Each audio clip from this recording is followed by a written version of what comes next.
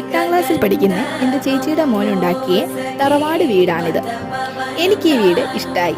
നിങ്ങൾക്കിഷ്ടമായാൽ നിങ്ങളുടെ അഭിപ്രായം കമൻറ്റ് ചെയ്യൂ.